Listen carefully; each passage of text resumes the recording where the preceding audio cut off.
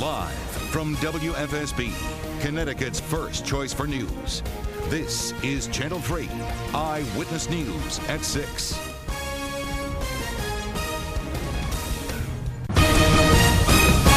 Thank you, Jill. Still to come on Eyewitness News at 6. Governor Malloy's Plan B, his budget proposal, the next one.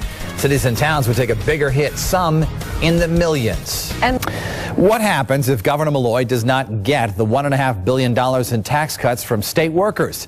The governor now says he may have to make some changes to his original plan and take away money from cities and towns instead of giving it to them. And that has caused concern among mayors and first selectmen from all across our state who are really counting on that money. Channel 3's Susan Raff is live tonight in Stores, where she caught up with the governor this afternoon. Susan?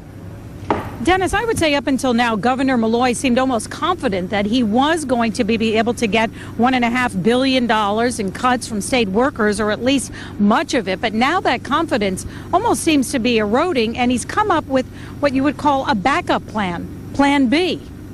If we can get beyond Plan B, and I think B is perfect for bad, we can't do Plan B. Mayors like Bill Finch say they've already made painful cuts and are urging state workers to do the same.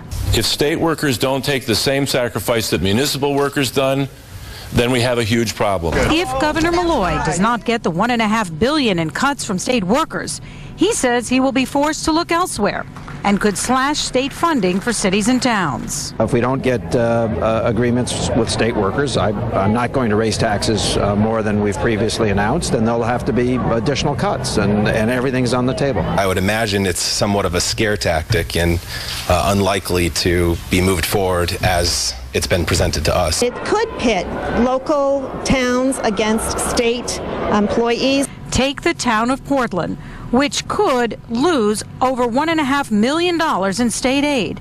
The first select woman says that would translate into a property tax increase. There would also be layoffs, and the town would not be able to buy badly needed equipment. It would be, in fact, disastrous. It would mean nearly a $2 million increase for the town of Portland. But Susan Bransfield points out that as bad as it would be for her town, it will be a lot worse for other cities and towns, like Hartford, for example, which could lose millions of dollars. Now, as for the status of these talks between the unions and Governor Malloy, we're told right now the negotiations haven't even begun. Right now, it's simply discussions. We're live at the mobile newsroom. Susan Raff, Channel 3 Eyewitness News.